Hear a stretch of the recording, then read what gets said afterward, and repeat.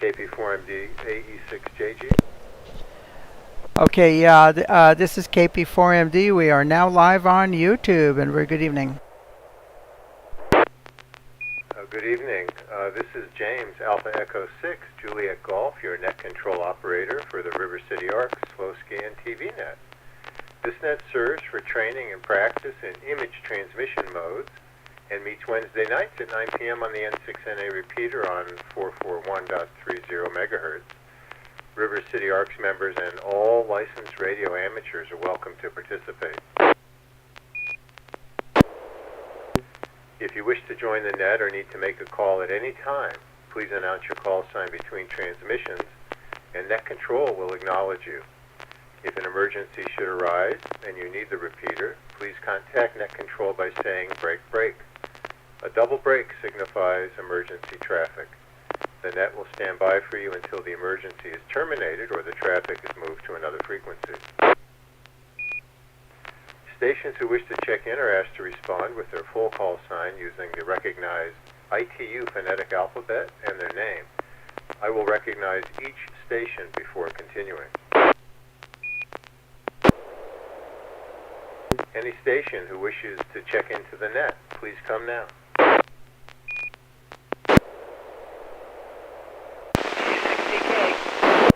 November 6, Echo Mike Foxtrot, Wilson.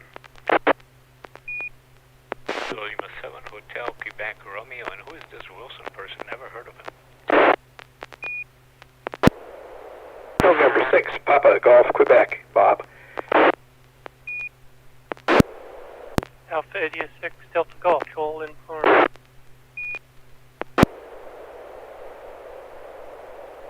November 6, Whiskey Lima Mike, Bill, and Roseville.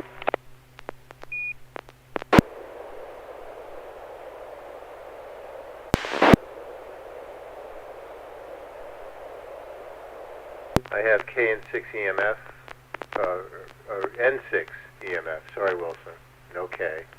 KL7HQR, Neil, N6PGQ Bob, AI6DG Joel, and N6WLM Bill. Anyone else like to check in?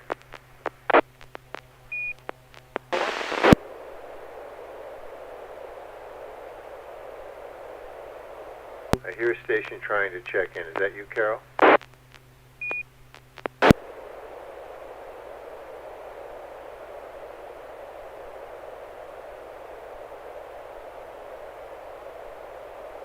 Any other station who wishes to check into the net, please come now.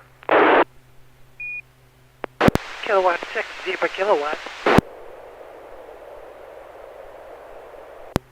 K6ZK, Kilowatt 6, Zebra Kilowatt. What's your name, please? Blue Echo Lima Lima Yankee, Elk Grove. Thank you. All right, Kelly, thanks for checking in. Anyone else wanting to check into that tonight? KL7HQR, ZK is not coming through the repeater. Can you repeat that, Neil? Yeah, the Zulu Kilo station, I heard him on 10 meters, but you heard him, but not coming through the repeater. Oh, that's interesting. Let's try again. K6ZK, if you're still there, can you come back and do a sound check? What, 6 Zebra Kilowatt? Sorry, I guess I'm on simplex now. Also sounds like he's doubling with some other signal at the beginning of his transmission. Do you need the code for the repeater?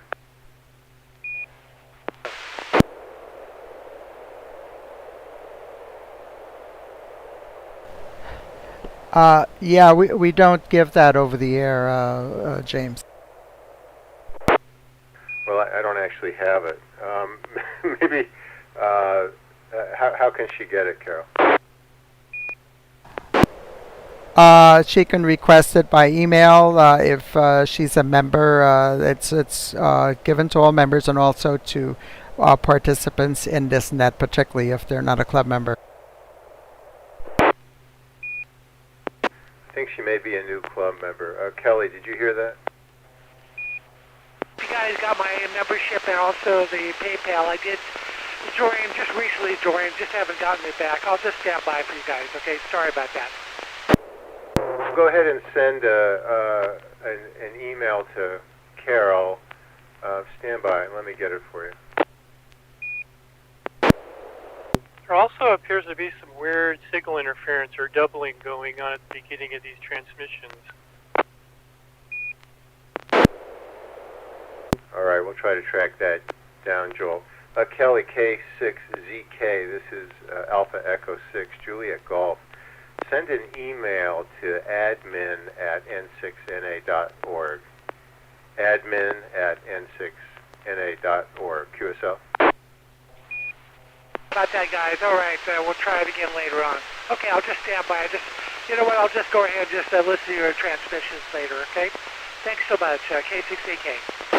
Oh, you're welcome. You can also watch this simultaneously on YouTube if you'd like.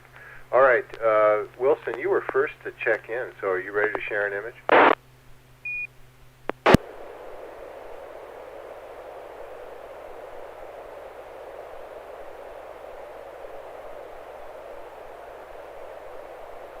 N6 EMF, are you there? Yes, thank you, James. I'm a little rusty, but here comes one now. Thank you.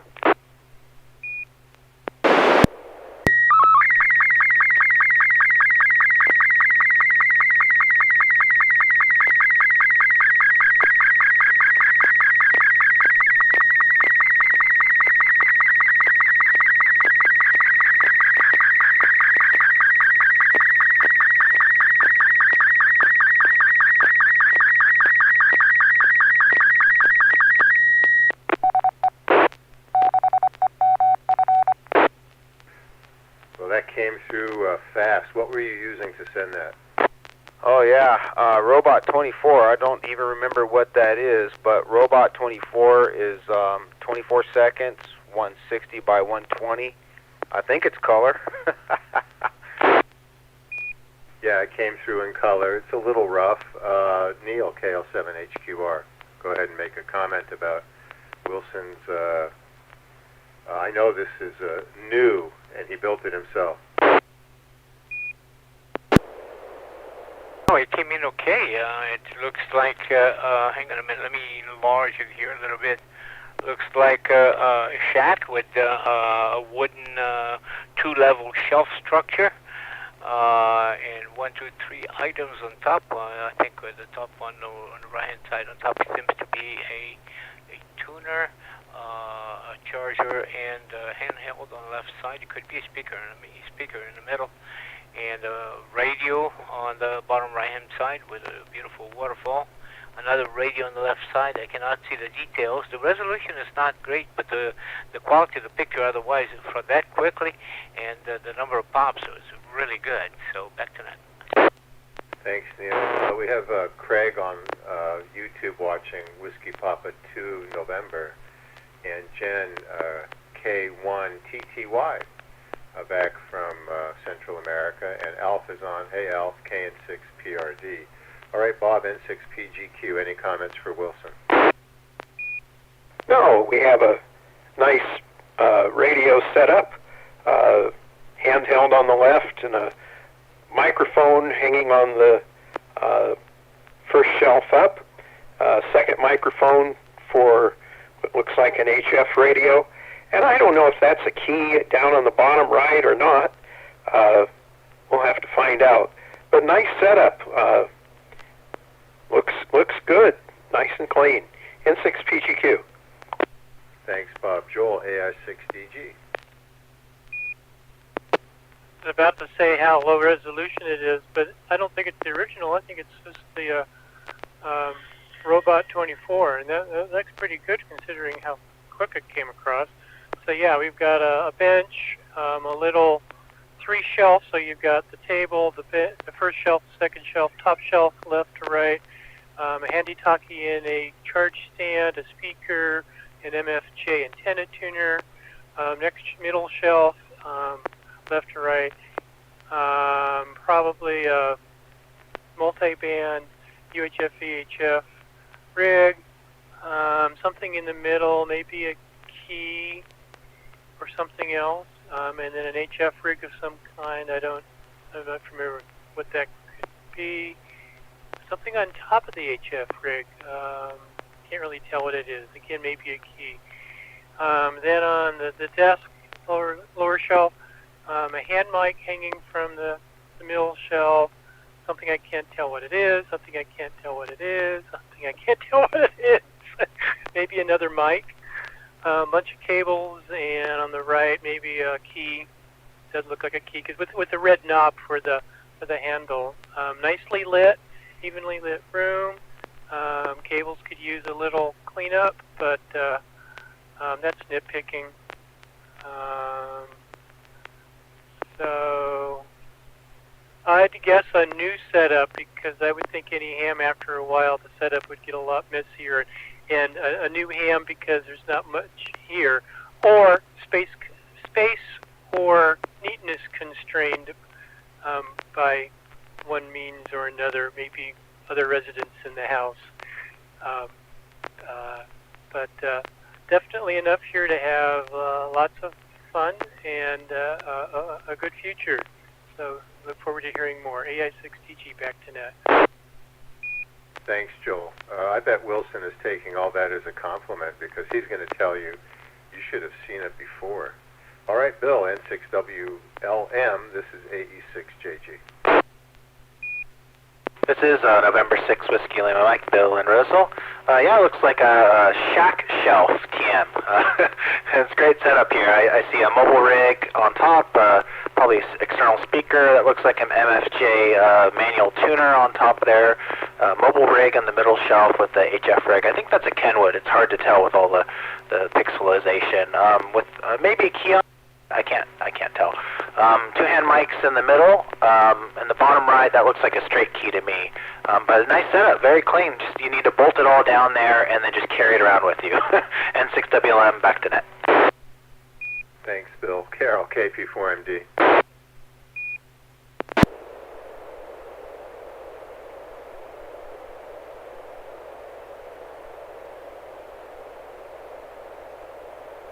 KP4MD, do you want to comment on N6 EMF's photo?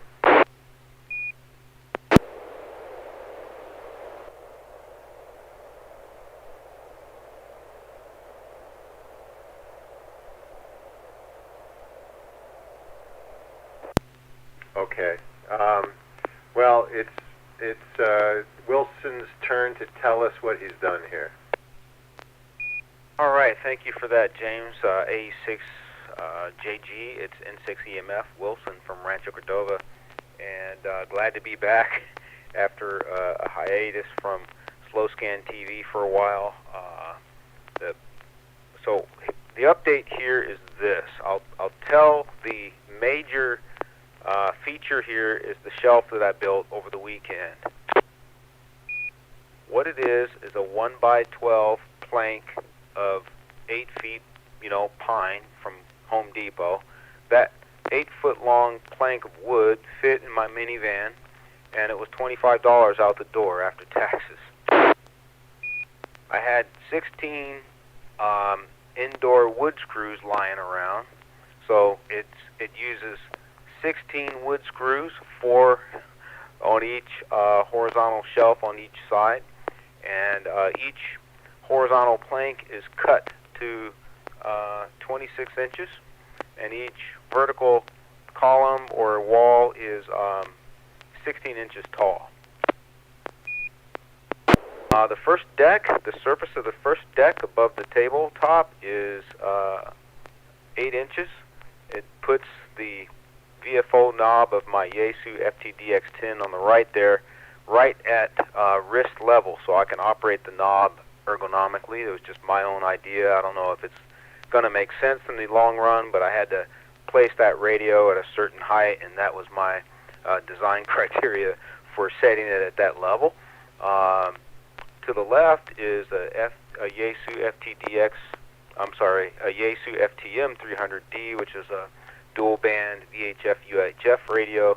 What you don't see to the left now, which wasn't in the picture but was there as of today, was the SignaLink USB that I have plugged into the back of the Yaesu. Lower left, on top of the table, on the black surface, lower left is an MFJ Deluxe Code Practice Oscillator, the MFJ 557. And to the far lower right is a Vibraplex key with a crystal clear case, or rather cover to keep the dust out of it. It's just a deluxe straight key chrome, and found a way to hang my mics nicely. And on the upper right, I have a manual antenna tuner sitting there. It's really cool. Basically, it has our N6EMF for ID. Basically, it has two antenna coax inputs. It has another input for a dummy load, and believe me, I got a 15-watt dummy load plugged into the back. What's really cool is the forward and reflected power meter is backlighted, and it's pretty cool. You can bypass the coax inputs or switch to tune mode, and you can switch the scale of the display for the forward and reflected power. I'm using a manual tuner there because I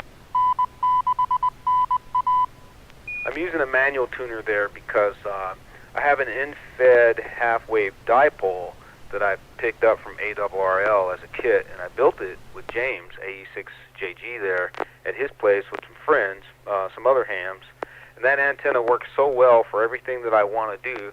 Believe it or not, it's below 3 SWR for all the bands that I use.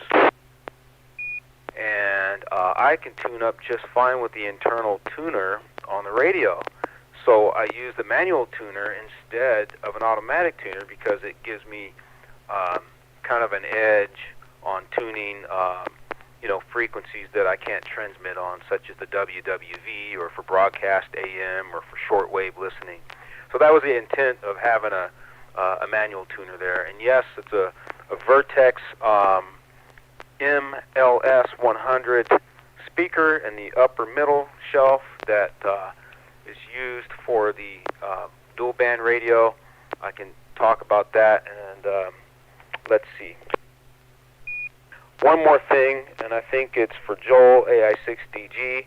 He was asking what's on top of the HF rig. That's a Morserino. I built that with Anders and James. Morserino is a Morse code training kit that we built. It's kind of a modular kit. And what James talked about was the mess that I had when he visited me. I had just a mess in this corner here with too many HF radios stacked side by side. I won't tell the whole story there, but it was a complete mess, and it was all on the same level. So I sought to clean this up this weekend, push all the clutter aside, and get down to the bare essentials of what I use on a daily basis when I operate. So there's my story. Glad to share it. Any comments or questions? Or rather, I'll turn it back over to James, AE6JG Net Control. That's a good story, Wilson, N6EMF, AE6JG. Any questions for Wilson? Houston, this is KL7HQR. How much do you charge by the hour to come and do a shack cleanup in my place? Well, I don't want to make a business out of anything, but I like to help friends. So if you need help, let me know, and I'll come over and visit with you. How's that? N6EMF. Thank you, Neil. No problem. Just welcome back to the net. Back to net. This is KP4MD. How's my audio now? 6ZK, are you there? Yes, I am, but I'm still simplex. And by the way, I received that. Perfect. Okay, good. And you could also watch it on YouTube. So I'll check to comment. Kelly's still on simplex, but she is able to observe. So I'll check in with you, Kelly, for your comments. Neil, it's your turn to transmit KL7HQR. Okay, KL7HQR, this will be PD120, and let's see if it works. Last weekend I had trouble, so let's see how it goes.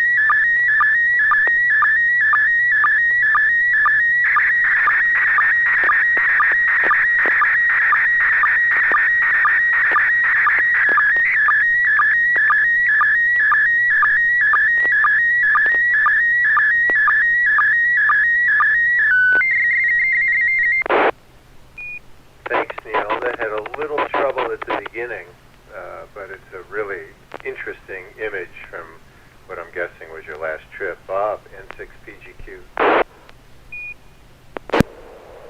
Well, it looks like we had the repeater ID at the very top, and my computer didn't sync up for a while. It had a black bar at the top.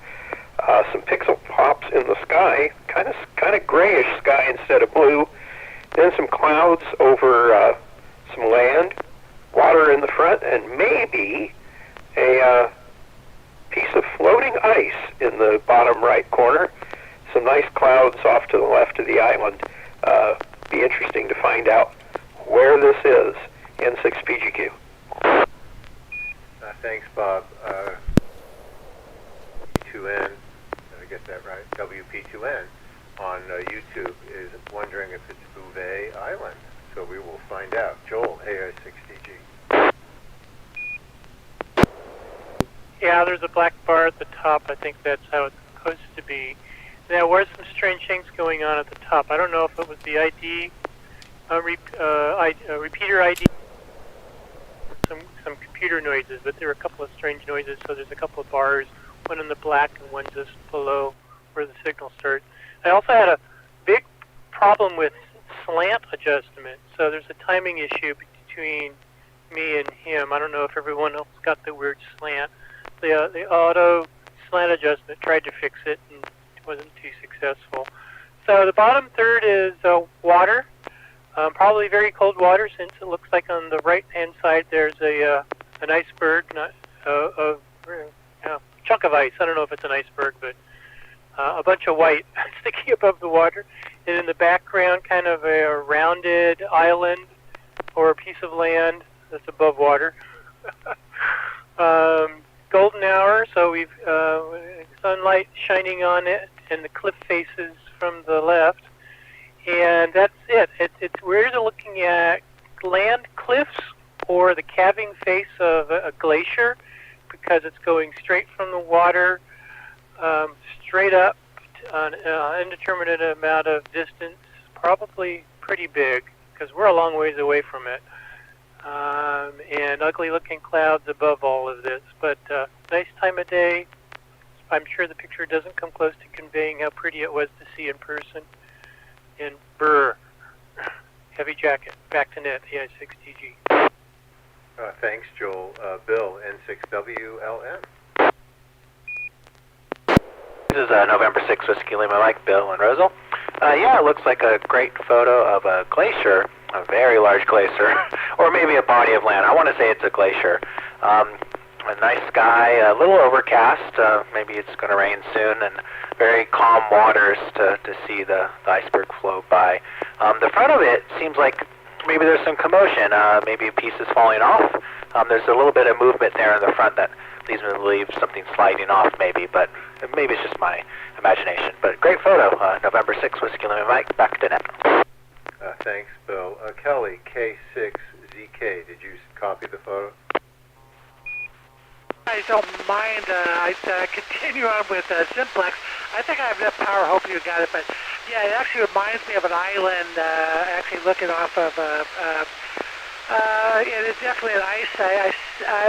The lower third of the photo is pixelated a lot, so I'm definitely getting a sense that this could be Antarctica, and that's my feeling. Thanks, Kelly. Impressive that you're picking that up on Simplex. Carol, KP4MD. Okay, first of all, how is my audio now? A lot better. Okay, very good. Yeah, I did some work over the weekend. I got the deviation set correctly. And I should be able to send pictures much better than last time. Yes, I don't know what else to say except that at the top of the picture, where everybody got that little black bar. I think that was part of the picture. Besides the ID, I also heard what sounded like a gong sound, similar to a Windows system sound that somehow got transmitted as well. That's what I heard. And a number of pixel pops that you could see in the clouds in the top 1/3 of the picture. Otherwise, it's the Antarctic wasteland kind of thing that Neil has sent in the past, probably from his recent Antarctic cruise. There's a little white patch in the foreground, which I'm guessing is a piece of loose ice. Maybe somewhere off the Antarctic Peninsula. That's all I can say. But the picture was relatively good. I'd say about 90 to 95% good quality, and you could see what I received on YouTube. So back to Netscape for MD.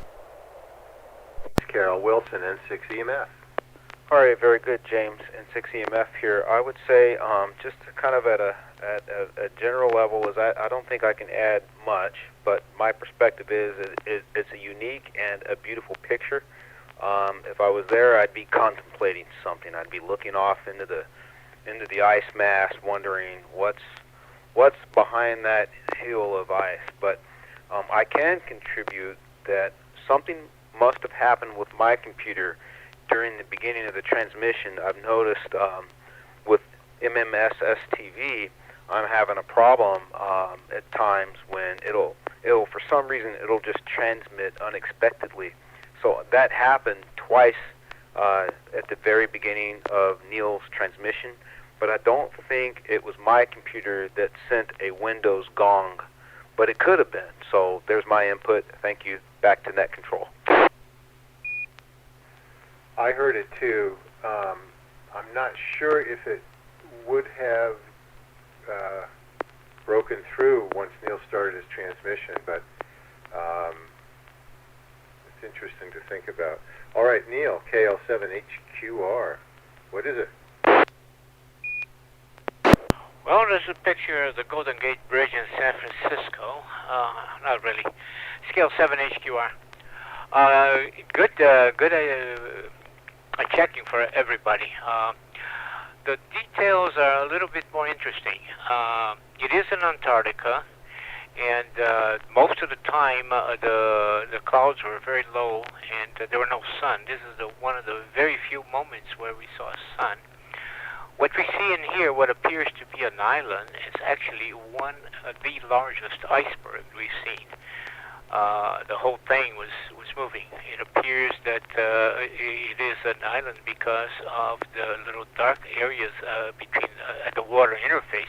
They're actually small caves, and we actually could hear the waves, breaking inside those little ice caves. The whole thing was actually just floating. The actual peninsula is on the far background, and what appears to be wispy clouds, there are ice crystals and ice fog, and the temperature was around, not that bad, it was around 28 degrees. A little piece of ice, like you see on the white there on the right hand side. This is around Charlotte Bay on the I would say the north side of the peninsula, just pretty close to as far as we went, about 64 degrees, 50-some minutes south. So it was quite an incredible view, because the sun came out and all of a sudden the whole picture changed. So I'm glad to share. Back to Ned. Thanks, Neil. Any questions for Neil? I heard another gong at the beginning of his transmission. It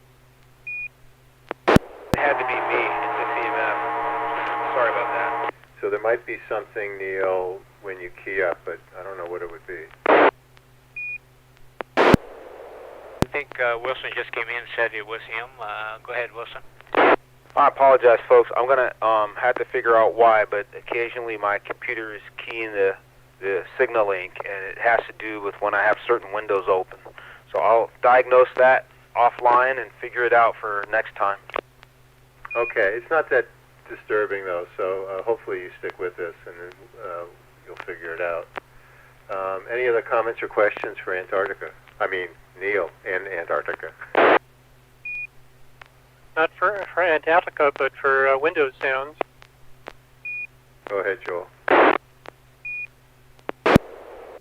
If the signal link is doing Vox, and you have Windows sounds going to the signal link, anytime you click on anything that generates a Windows sound, like clicking on a window, moving a window, any type of error, anything that generates a window sound, if it's going to the signal link, it is activating the Vox of the signal link.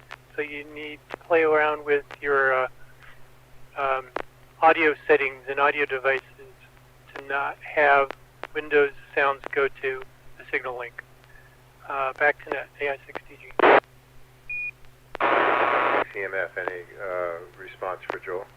No, that makes sense, Joel. Gives me a lot of insight and helps me get down a good troubleshooting path. Thank you for that feedback. I'll investigate. L7HQR. Neil, go ahead. Yeah, it's exactly the same problem I had a couple weeks ago. Are you using a PC computer, Wilson? Yeah, Windows 10. Yeah, if you go in the bottom right-hand side and you right-click on the speaker, and then you select audio mixer, I found out that I had exactly what Joel was mentioning. My volume for in my case, it was coming out of my monitoring on YouTube. But if you lower those volumes all the way down, and I think the problem will go away. All right, I'll try that. Thank you, Neil, N6EMF. L7HQR, back to net. This is an excellent discussion because we're here for practice, so this is great. All right, Bob, N6PGQ, are you ready to share an image?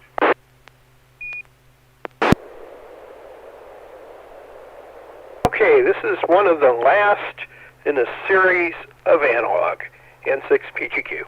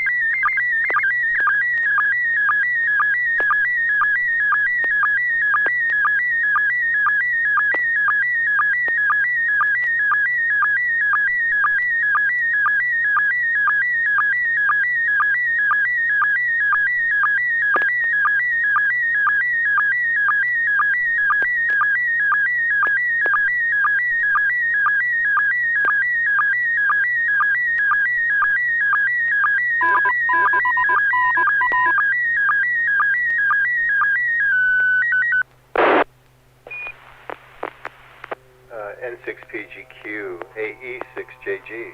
I love your analog series, so I do hope you keep it going occasionally. What I see is a really good photo with very few pixel pops and 3 supercomputers sitting on a table. Joel, AI6DG. What is it about collecting things? I mean, photographers collect cameras. I imagine scientists collect calculators. Well, now it's calculators. Back then, they collect slide rules. So yes, we have a nice little collection here of 3 different slide rules. I actually did play around with slide rules a little bit in high school because I guess this was just before calculators came out. Because I remember in high school, You were the whiz kid, the cool kid if you had the fancy LED calculator, scientific calculator. So they were brand new at the time. And slide rules are cool. I mean, think of all the bridges and things that were designed using slide rules. And as I remember, you only got 2 or 3 digits of accuracy out of them, but for an awful lot of things, that was plenty. So, pretty cool idea. Hope we never lose that technology, because who knows when we might need them again in the future. Back to net, AI6DG. Thanks, Joel. Bill, November 6th, Whiskey Lima Mike. This is November 6th, Whiskey Lima Mike. Bill. Yeah, these look like slide rules. I never actually had to use one myself. I kind of know how to use one because I've played around with it before, but I was never required to learn how to use one of these growing up. I know them as nonograms, like a Smith chart almost. I think they're similar. So they're kind of neat. I have one somewhere, and I probably should pull out just learn how to play with it. But it was a good photo. N6WLM, back to net. Thanks, Bill. Carol, KP4MD.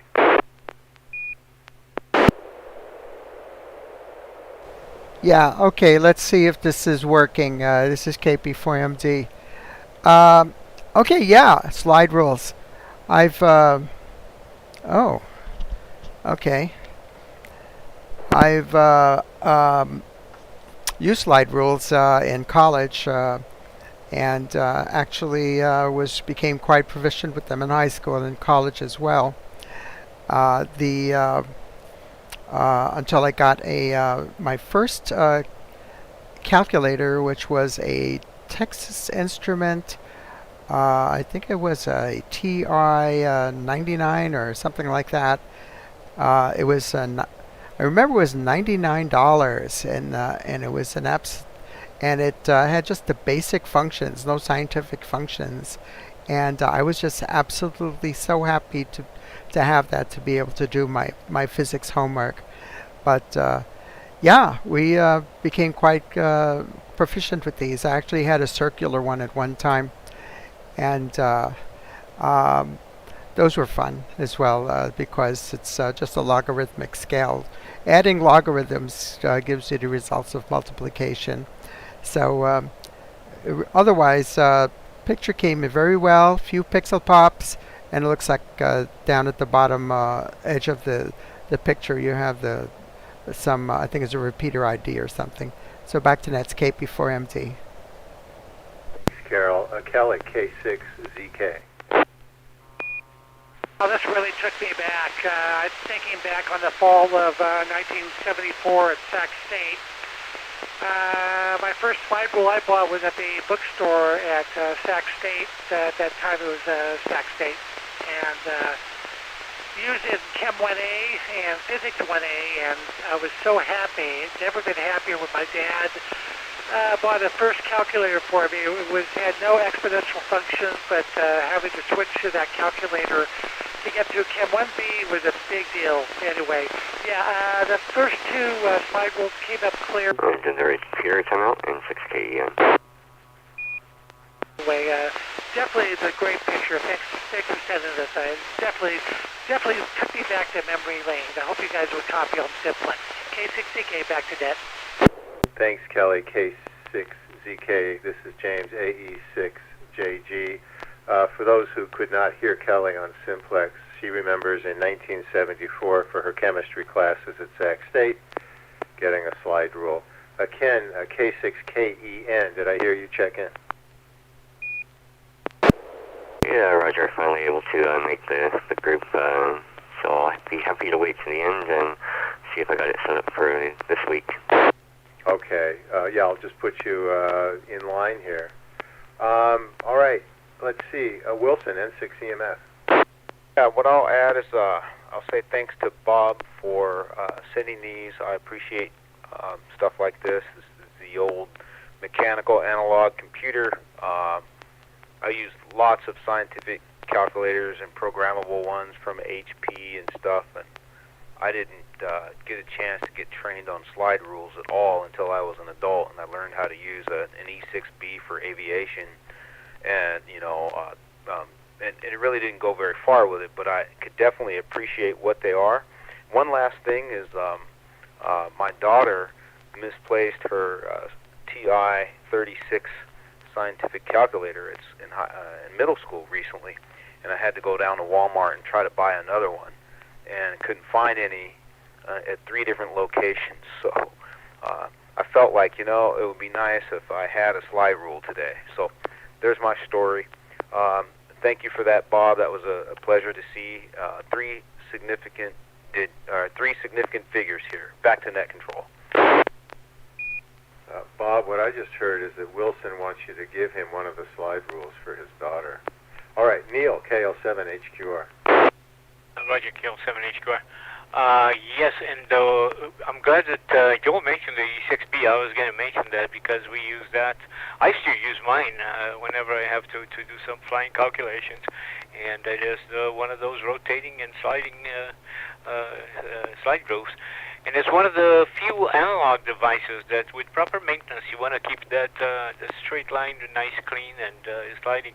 But that does not need calibration before using. So it's good. Thanks, Bob. Good choice. Back to net. Right, no calibration and no power. Okay, Bob, N6PGQ. Well, phooey. Neil told me it doesn't need calibration. I was checking. All 3 of those are multiplying 1.5 by 2, and the answer comes out 3 on all of them. So I guess they're pretty accurate. I too, like Carol, had a circular slide rule, and over the years it's disappeared. If you'll notice, the center slide has moved off to the right, and if you continue up the scale and continue to multiply or do whatever functions you're using, you run out of scale. So you use the pointer on the right side, slide it back to the number, and then read off the left. It's a pretty fascinating device. Let me drop this. We all had to learn to use one of these things in high school, and the thing I really want, and I've looked on eBay and I haven't found it, is the instructional slide rule that the teacher had. It would hang on the pegs over the blackboard, and was probably about 6 or 7 feet long. And teacher would show you how to multiply and do the things on the slide rule in front of the class, and you would practice on your own and see what kind of answers you could get and how close that you're estimating you could get, and then you would use it. My brother graduated a few years later than I did, said he was the last one to use a slide rule at Sac State, so I'm glad to hear that at least it was still being used after he left. N6PGQ. Thanks, Bob. Let's move on, given the time, and I'm going to ask Joel to share his image.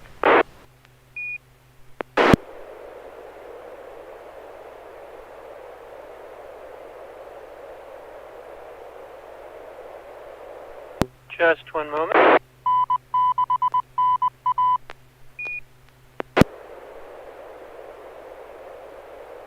Been busy talking and not preparing. Got the picture loaded. I just need to add the template. Okay. And now, let's see if I have tone.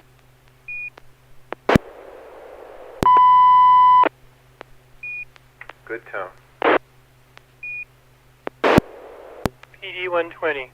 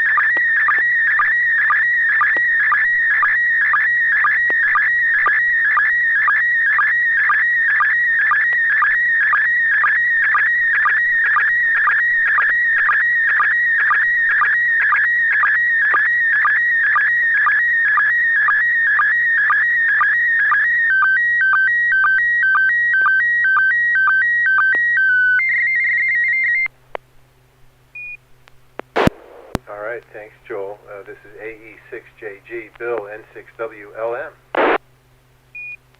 This is N6WLM, Bill.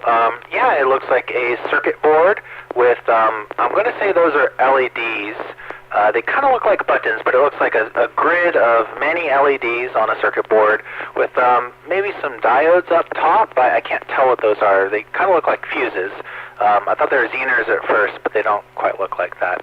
And there's a weird ribbon cable that is on the right-hand side with a chip on top of it, so that's very odd. Yeah, I don't know what this is. It's very interesting, but I'm excited to hear what it is. Great photo, though. It came over really well, just a couple pixel pops. N6WLM, back to net. Thanks, Bill. Carol, KP4MD. Yeah, this is KP4MD. I honestly, it's kind of a head scratcher for me too.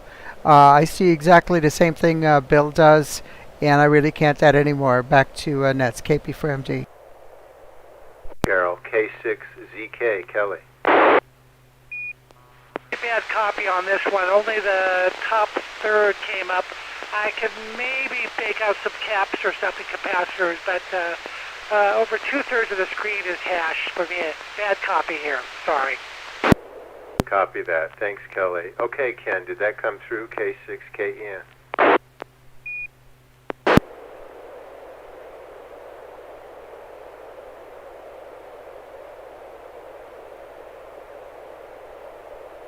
Ken, were you able to copy that?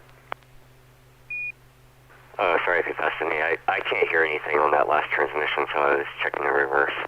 Yeah, this is either a device used to bypass stoplights by flashing invisible light, I believe, or it's actually a torn up calculator. Maybe these are the pad contacts for the keys for our calculator. Oh, that's a good guess. Thanks, Ken. Wilson, N6EMF.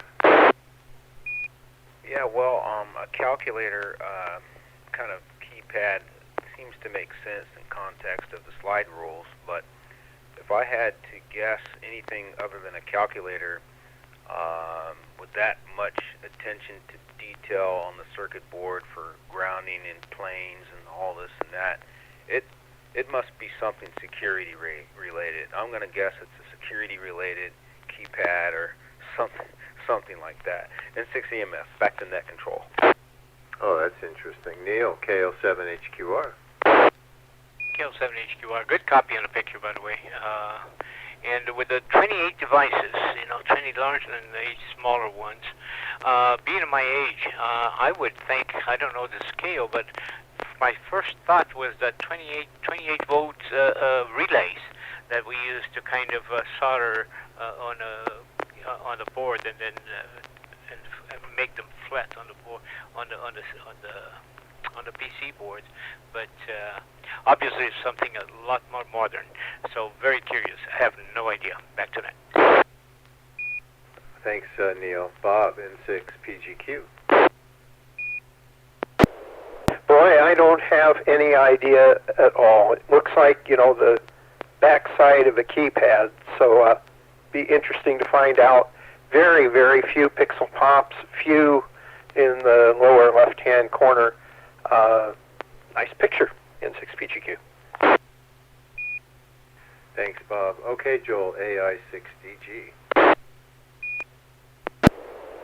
couple of weeks ago, I sent a photo of the parts on the trunk lid latch lock assembly that I was working on the Audi, and this is kind of a continuation of that. I'm still working on the Audi. Well, the latch lock stuff all got fixed. The parts I sent a picture of immediately after I epoxied the broken off part, almost immediately after I put it back on the car, it broke off again. So I just ended up eBay replacing that. So the trunk latch has been replaced, the driver door latch assembly has been replaced, and all of my door problems and light problems related to that is fixed. The car now knows when the driver door is opened and closed, so the right things happen. So now I'm going on to the next problem on that car, which is the center display on the instrument cluster. it's I got a nice little display with all that information comes out on. Well, the backlight's not lighting on it, so I can't see at all what it's telling me about the car. And this is a close-up of the circuit board for the instrument cluster of the backlight. And it turns out it's LED, although this is like a 24-year-old car, so it's kind of transitional. It's LED. It's not those cold fluorescent lights where the power supplies for the backlight inverter goes out. Fluorescent tube. It's actually LED lit, but something's causing these lights to not go on. Those brown things at the top, I think, are capacitors, but I'm not sure because I've never seen anything like that either. So this must have been during a kind of a transitional period for what surface mount devices look like. The weird-looking circuit board thing with a component on the right, it's only got 2 leads going to it, so it's not a transistor.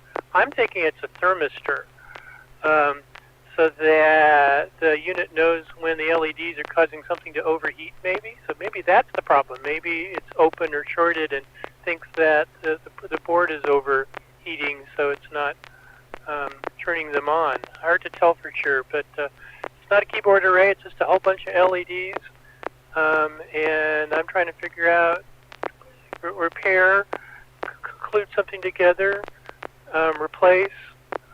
Problem is I can't. It's not going to be an easy replacement because I've got to get the exact part number, and I just haven't found that yet. And there's a zillion different model numbers. I think there's a different instrument cluster for every model combination of features combination for those cars. Back to Net AI6TG.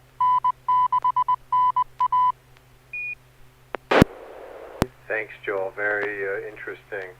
Bill, N6WLM, are you ready to share? Yeah, November 6 Whiskey Lima Mike, I am ready. This is going to be PD 120.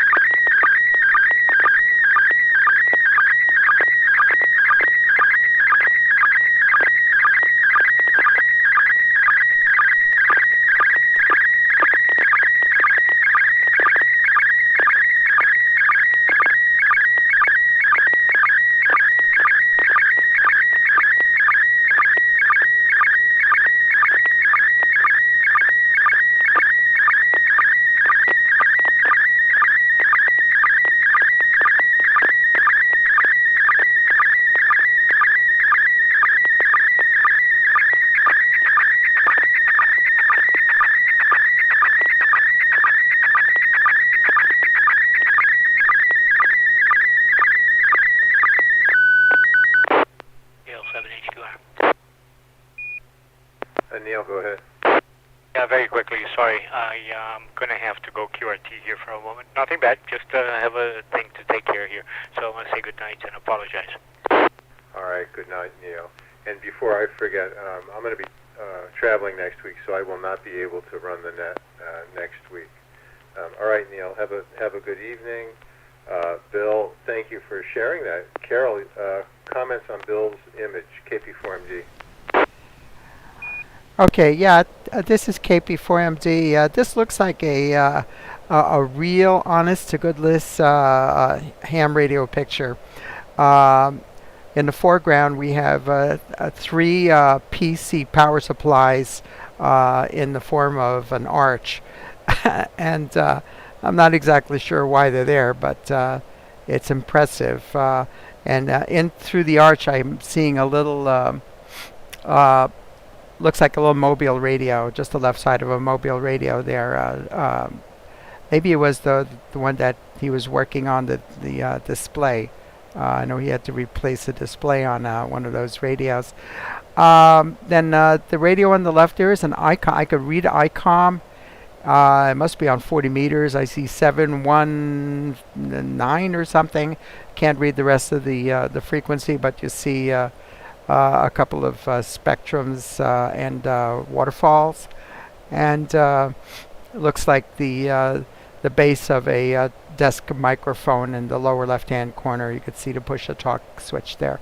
There's a signal link USB on top of the ICOM, and on top of that there's another device that looks like it has a like an RG58 type or RG8X cable going into a PL259 plugged into this thing, and I'm not exactly sure what that is. So there's another, looks like a power strip behind that at a diagonal angle. This looks like a really very worthy workbench or operating position for a ham operator.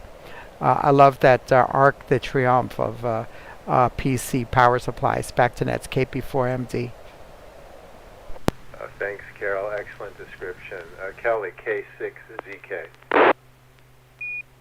Okay, to the left of the screen, the top of the screen is the ICOM 7610, which I'm looking at mine. It looks just like mine. Directly below that is a printout of the U.S. amateur radio bands, effective date 23/2007, showing what frequencies we could use, what have you. To the left of that, I'm not sure, but I'm guessing that's some kind of SWR meter. The middle screen is a power supply. I'm looking at the vents for heat control and whatever. And then to the right, and sitting on top of that is a bunch of power wires and crap. Pretty messy shack. You need to clean it up. I missed about a third of that, but anyway, thank you very much for saying I think that's what I copy, okay? Excellent. Thanks, Kelly. K6ZK, AE6JG, Ken, K6KEN. Go ahead. Close, and this is N6KEN. Yep, I got the picture just fine. Whenever I see power supplies, I'm a little worried about the wiring there. I see house wire. Anyway, good picture. Sorry, Ken. N6KEN. Copied that. Wilson, N6EMF. Well, I have to concur that it looks like an excellent workbench, and I do recognize what appears to be power supplies from PCs, but it could be something else. And see one of these ICOM HF, portable HF rig, maybe. Well, anyway, back to net control. I do see numerous pixel pops, but basically I can discern most everything inside the photo. Back to net control. Thanks, Bob, N6PGQ. Okay, I can't add too much to that. Looks like a notebook. Somebody's been keeping track of things down in the very bottom right, and quality of the picture's good. There's a bunch of pixel pops, but this evening we seem to be getting more than our normal share. Be interesting to see what the heck is going on in 6PGQ. Thanks. Joel, AI6DG. Well, things I noticed. The ARRL band plan underneath the ham radio on the left. Looks like a corner of a desk mic to the left of that on the extreme lower right corner. One of those long rack cabinet power strips in the right, left rear at an angle. The left of the two power supplies looks like its guts have been ripped out because there's no wire power wires coming out of it.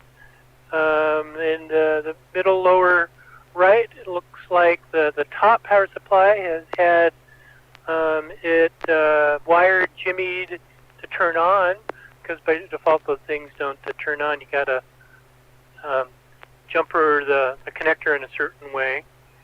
And so maybe that top one's working, but the lower left one's not, and I can't tell about the lower right one. Let's see. That's it. Yep. Back to net, EI6TG. Thanks, Joel. N6WLM. What are we looking at here? Hey, this is November 6 Whiskey Lima Mike Bill. Yeah, you guys are all pretty much correct. This is my battle station, my ICOM 7300 with a signal link on top that I use with my FT857. That's the mobile-looking rig on the middle part of the screen to do the SSTV with you guys. There's actually 4 radios in this picture. If you didn't find all of them, that's fine. Above the mobile rig, you can see a white knob. That is my True SDX QRP rig. I'm going to be working on that soon. And then the left-hand side, you can kind of see like a grill with a little nub on the very top left. That is a Kenwood, and that was a TS430, my older rig before I got the ICOM. The thing in the back with the PL2 connection is my dummy load. It's kind of in the background there. And then the foreground, the big question, why do I have 3 power supplies and why is one gutted? I'll drop real quick.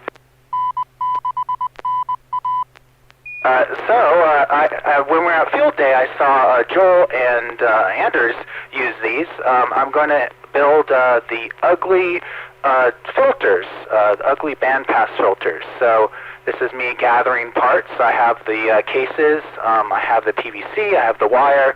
I just need to work on getting the actual capacitors, the high voltage capacitors. So I'm going to be building some bandpass filters so when me and my friends go out to the park, we call play radio together, and I could try to get them into ham radio more than they currently are. That's the goal, right, of every ham, is to make everyone else a ham. So that's a plan with the 3 filters there I'm going to build. One's going to be for 10, one for 15, and one for 20 is the current plan, but we'll see where we end up with them. So the only thing I need now, like I said, is the capacitors. The ones that were suggested are obsolete now, so if anybody has suggestions for high voltage capacitors that would work well in these filters, I would be happy to find out. N6WLM, back to net. Thanks, Bill. AE6JG. Anybody have any comments for Bill about capacitors? Comment. Joel, go ahead. Yeah, I don't remember what. I'm assuming you're talking about the part numbers that are included with the kit. So there's probably a replacement part number for those. So I don't know where you're planning on getting them. I would suggest DigiKey or Newark. I probably got them from Newark. And they have a great website for selecting, finding, and ordering parts. It's more commercial oriented, but they will do small copyist level purchases. You don't have to buy 1,000 of something, although you do probably need to pay attention to the parts you're ordering, because not all of them have small minimum quantities. But the main thing is the spec. I mean, what's the value, capacitance, and voltage? And you could probably, I would expect that on both of those websites that would have an interface where you could enter those specs and it would find parts for you. DigiKey, Newark, and I thought there was one other. I'm trying to remember. Anyway, back to net, EI6TG. Thanks, Joel. Bill, any questions? Yeah, I was going to use Mouser to make the order. Just reading the instructions for the ugly filter, they talked about having a loaded Q that was kept low to keep the losses low. So I was worried if I just bought any off-the-shelf, high voltage capacitor, maybe the Q might be too high or too low, and it might not work as well. But I could play around and see how that works. N6WLM.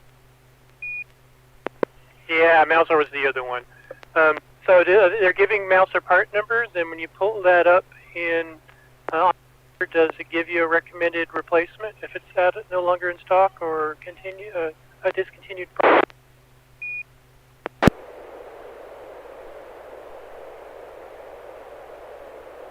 You know, I'll have to look. I didn't see if it gave a recommendation. It just said obsolete. But I'll have to play around with it. We're all running late, so I'll go ahead and give it back to Net, N6WLM. All right, thanks, Bill. N6WM, E6JG, Carol, KP4MD. It's your turn. Okay, thank you very much. This is going to be PG120.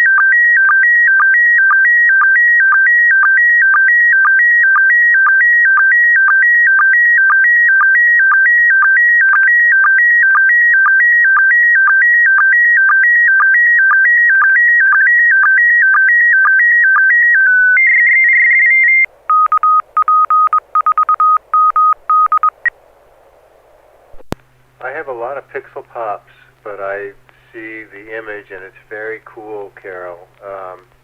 Ken, N6KEN, what do you see? Yeah, the image, I see Stream Deck, which is a device you can configure each button to do something different. It's all kind of like kind of warped. It's not in line, and a lot of pixel pops back in it. Thanks, Ken. Wilson, N6EMF. Yeah, I could appreciate this Stream Deck. Thanks for sharing, Carol, and I can see, I know what this is for. It's being used in the AV production for club meetings now, and this is how we are televising club meetings onto YouTube via Zoom, and Carol is in a position with this Stream Deck where she can switch functions rapidly with a separate keyboard, and I'm very interested in what else Carol might have to say about this. This is very cool. Back to net control. Thank you. And I got lots of pixel pops, but can still discern photos. Thanks, Wilson. Bob, N6PGQ. Well, I can't add too much more. Looks like you have quite a choice of applications there. And you have audio from radio and check-in and all that. So it seems like a good controlling software. YouTube on the right. Nice picture. Few pixel pops, but came through pretty well. N6PGQ. Thanks, Bob. AI6DG. Joel. Yeah, I've heard of Stream Decks. neat idea. A bit expensive, but definitely makes things easier. You push basically a keyboard device, and when you press the keys, it does a macro of operations on either from the keyboard, or I think you can mix in mouse operations too. But it basically means you can push buttons to do things on the computer, and like was indicated, it's used a lot by video content creators, along with OBS and other things. Although I imagine anything, because that's just one use. I mean, anytime you want to hit one key and have a bunch of things happen as a result, these are useful and highly configurable. Back to Net AI6TG. Thanks, Joel. Bill, N6WLM. Yeah, N6WLM. Yeah, that looks really neat. I like how each button has a custom icon. They could probably quickly push each one and do a different function. That's really interesting. I've never seen anything like this before. So I've heard of Stream Deck, just but not this use case. So that's pretty cool. N6WLM, back to Net. Thank you. And Kelly, K6ZK. The Steam Deck is a great multimedia transition. I see YouTube to the right side. I see music dripping. You've got all these apps to punch on, and it's a great multimedia thing to use. It's a lot of pixel pop toward the upper right of the screen, but basically everything's readable. It's a nice photo. Thanks, Carol. K6ZK, back to that. Thanks, Kelly. Carol, KP4MD, I think this is your configuration for slow scan, and you have another configuration for the club meeting that we did yesterday. Yeah, this is KP4MD. Yeah, actually, I'm not using the club's computer for a slow scan net here.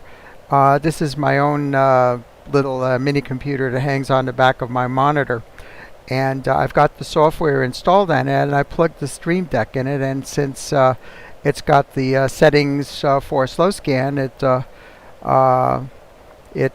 automatically shows up as I configured it on all of the buttons.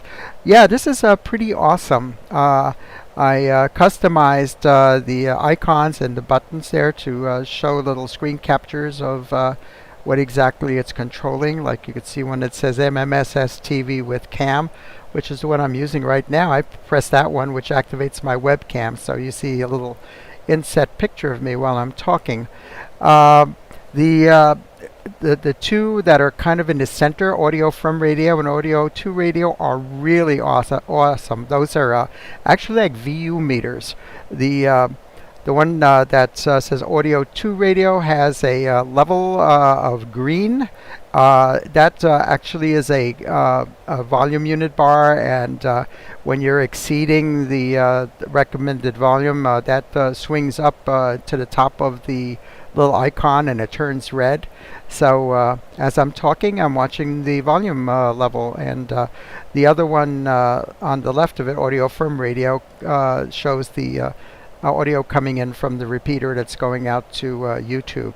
So this is really, really awesome. That little clock that you see in the lower right hand corner, that is a real-time clock, and I can look at it now and it's telling me it's 10:17:03 p.m. and it's got the little analog face with the second hand as well as the digital. So it's keeps me in track of what's going on. This is an awesome little device, and getting good practice with it here. Back to Nets, KP4MD.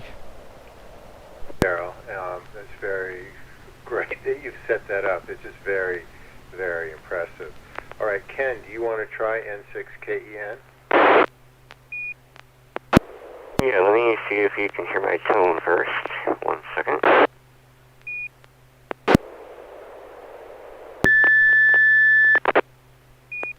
Yeah, nice clear tone. Okay, this is N6KEN. I'll send the image PD120. Thank you.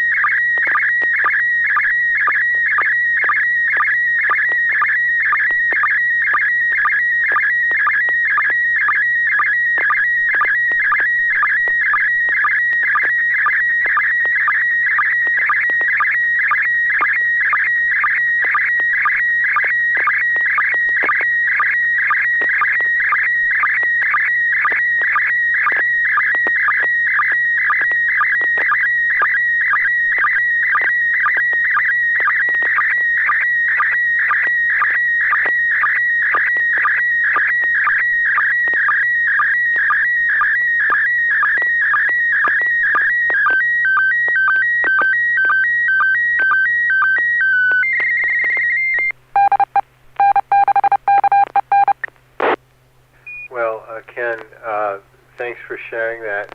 Mine is a little blurry. I don't know why, but congratulations on what might be your first transmission with your new 9700.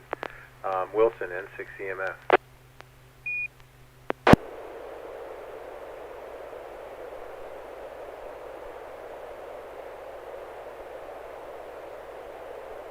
I'll come back to Wilson. Bob, N6PGQ. Well, this could be a punchline to a joke anywhere. Look like we have a loving couple in the front having a nice dinner at a radio store, or at least somewhat like it, because you can see the word Yesu up in the top, and has a whole bunch of electronic parts around the back. It looks like, antennas or something like that. Some radios behind the guy. It's a cute idea. We'll hear more about it. N6PGQ. Thanks. Wilson, N6EMF, are you there? Yeah, my apologies, was on the wrong VFO, but I would basically second Bob's comments. Lovely couple, nice photo, lots of pixel pops, but very unique, cute. I appreciate the ad. I'll see you at HRO, Ken, N6EMF, back to control. That's what I'm thinking too. Maybe HRO should start serving food. Joel, AI6DG. An overlay of two photos on the lower part, on the top layer of the overlay. Like has been mentioned, a couple look probably at a nice restaurant, having dinner and having a touching moment. And I'm assuming one of them is whispering into the other's ear, "Take me someplace expensive." And in the background, a photo of a very cluttered and full of product ham radio store. I would guess an HRO, not the Sacramento one, because I don't remember them having any weird angles like that in the background. It's like a 30-degree angle, 45-degree angle corner. So maybe the Oakland one. I think it had angles like this, but and I might even recognize the looks like they have the radio demo radio station right behind them. But I suspect that they both have a type of store in mind, and they're not the same store as Someplace Expensive. Is she thinking of like maybe a Tiffany's or a jewelry place with rings? Anyway, back to net, AI6DG. Thanks, Joel. Bill, N6WLM. This is November 6 Whiskey Lima Mike. I love ham radio memes. This is a good one. It looks like an HRO, and that's somewhere quite expensive. You could you go in there and do some damage. The only thing they're kind of missing is their high vis and maybe a couple Baofangs on the table also with that fine meal. But I think they'd push more radios if HRO started letting you have dinner in there as well. So great photo. Love the meme. N6WLM, back to that. Thanks. This is a E6JG, KP4MD. Carol. Yeah, this is KP4MD. I just have to say that that young man must really be smitten with that young lady if she was able to convince him to come to such a romantic place for dinner. Thank you. This is KP4MD. Yeah, I think she's the him, not him. Kelly, K6ZK. Photo, of course, the two, I think it's a Photoshop. I'm pretty sure they're Photoshop because there's a couple nose-to-nose that having a romantic dinner. It looks like I might be having an Italian tonight, but again, there they are parked in front of the radio shop. I love the fact that MCKM is right above the IC 9700, which, by the way, is what I'm talking to you right now. I love my 9700. It has great power. Anyway, everything came out clear. I only have a couple pixel pops. Speaking of that, while James is waiting for Kelly and N6EMF, I wanted to acknowledge International Women's Day, Wednesday, March 8th, apparently. So, global holiday celebrated annually on March 8th. This is my Thanks, Wilson. Kelly was talking. Just stand by for a moment. Let her finish. K6ZK, go ahead and continue.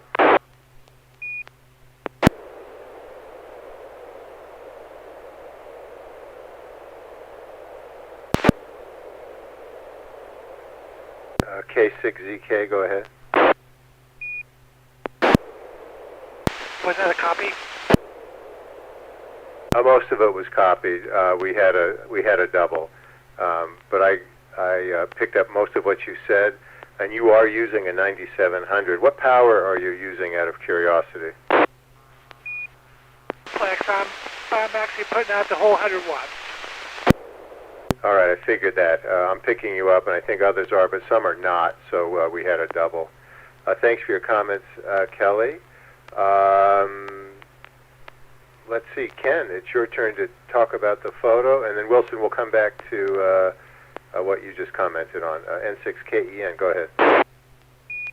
Yeah, A6JG in the group. This is N6KEN. Yeah, this is Williams, right? This is a ham radio meme, and I absolutely love them.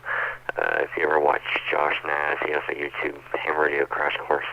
He always starts out his streams with a whole bunch of good ones, so that's why this is blurry.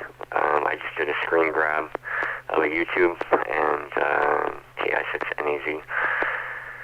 But it's interesting enough, when I occasionally work in the store, when couples come in, and it's generally a good idea to get your wife licensed, then she won't mind and she'll enjoy being in there.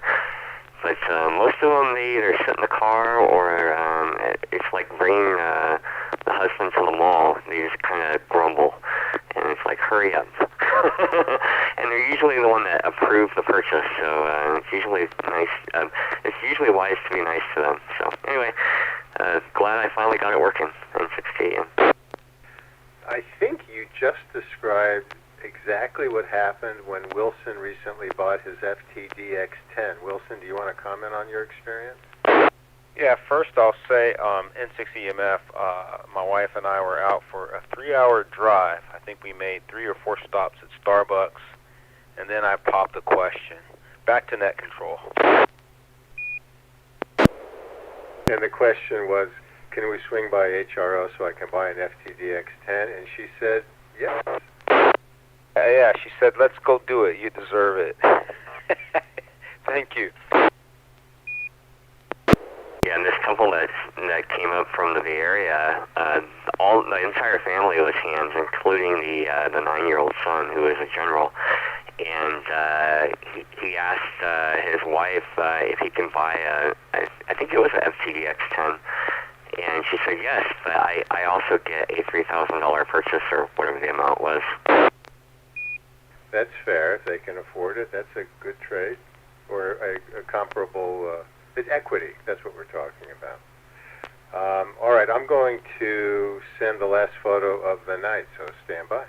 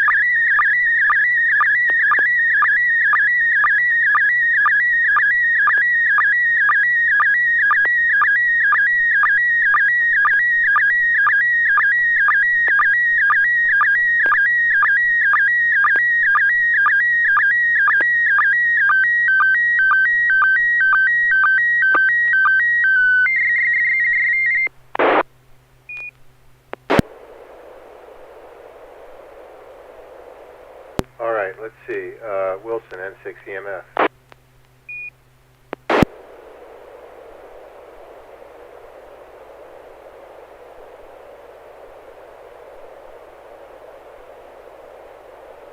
N6 EMF, AE6JG.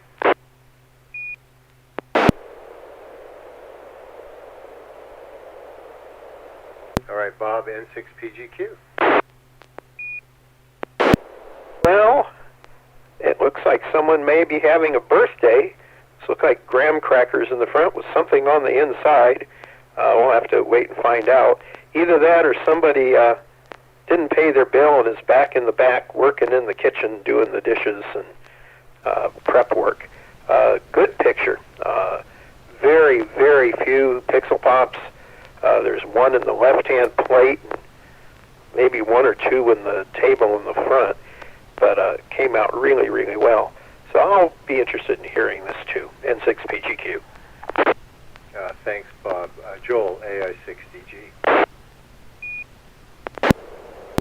Well, it looks like we're sitting at a bar that serves food, and in front of us are two platters with 3 hors d'oeuvres apiece, each hors d'oeuvre having 1 candle in it.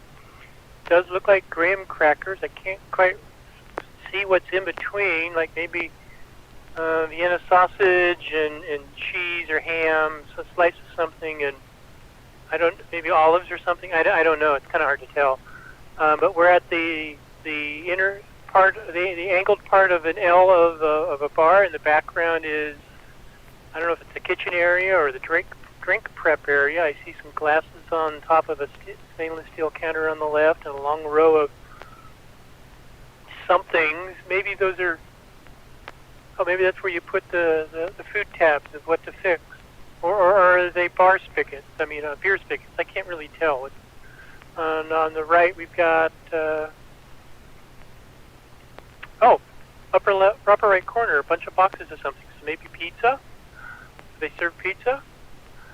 Can't really tell, but it's darn it, now I'm hungry. Back to net, AI6DG. That's Joel. Bill, N6WLM. This is Bill, November 6 Whiskey Lima Mike. Yeah, it looks like you are at a bar. This is maybe taken at a bar. I see a lot of beer taps there on the top left. And these look like 2 platters of s'mores, maybe. I think I see a marshmallow, graham cracker, and I assume there's chocolate somewhere in there, with a candle affixed to each one. So either you're celebrating your new call sign, or this bar likes to give drunk people candles, which sounds like a bad idea. But they look delicious. A great photo, not that many pixel pops. But yeah. And this is November 6 Whiskey Lima Mike. Back to net. Jennifer online, KI1TTY is asking whether it's sushi or not, which is a good guess. Carol, KP4MD. Yeah, this is KP4MD. I think Neil had a comment first. N6 EMF. Oh, go ahead, Wilson. Hey, I just want to see I recognize 3 Roman numerals on each side. Each oval dish represents an Arabic numeral 0, so I see 30 and 30. When you add the 2, you get 60. I do know that James celebrated a birthday recently, so I might be onto something, but it looks delicious, and I'm hungry for a snack as well. Back to net. Thanks, N6 EMF. AE6JG, K6ZK. Did you pick that up? And by the way, I love food photos. I had dinner about 4 hours ago, but now I'm ready to have a snack. Anyway, yeah, great photo. Looks like you guys were at a bar or something celebrating, and that's typically what my wife and I, we want to just jump ahead and not wait for a big line. We just head right from the bar. We can sit down and do there. Anyway, by the way, hopefully by next week, next Wednesday, I'll have my membership squared away, and then I think I have a photo to send you guys that's going to really stump you. Okay, I can't wait. All right, thanks for letting me join in, okay? K6ZK, back to that. K6ZK, it's great that you joined us, and go ahead and send the note to Carol, and she can also finalize any issues related to membership, or JoJo can, and she'll get you the PL tone and everything you need. Thanks so much. Ken, N6KEN. Yeah, this is N6KEN, and Dick Williams. On to the same thought I had. This is at a bar top restaurant, and they put together very fine dining s'mores. And hungry. I don't know what I'm hungry for, but something. All right. Well, thanks for all your comments. Well, Wilson's right. It's International Women's Day, and they always have that day on my birthday. I'm not exactly sure why, but today is my birthday, and each of those s'mores represents a decade. So that was the other day in West Sacramento at Drake's. Some friends joined me and my wife for a very informal celebration, and this was the surprise that they brought out. The candles are stuck into the marshmallows, which are slightly offset, so they can put candles into those s'mores. Okay, any last comments before we close the net, or any questions about how to make a s'more? Happy birthday, James. Thanks, Ken.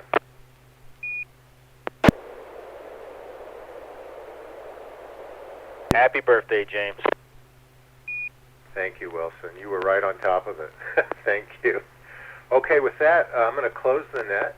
Thanks to all who participated in tonight's Slow Scan TV Net. We hope to see you again next Wednesday at 9 p.m. The net is officially closed at 10:37 p.m. This is James, Alpha Echo 6, Juliet Golf, wishing all of you a good evening.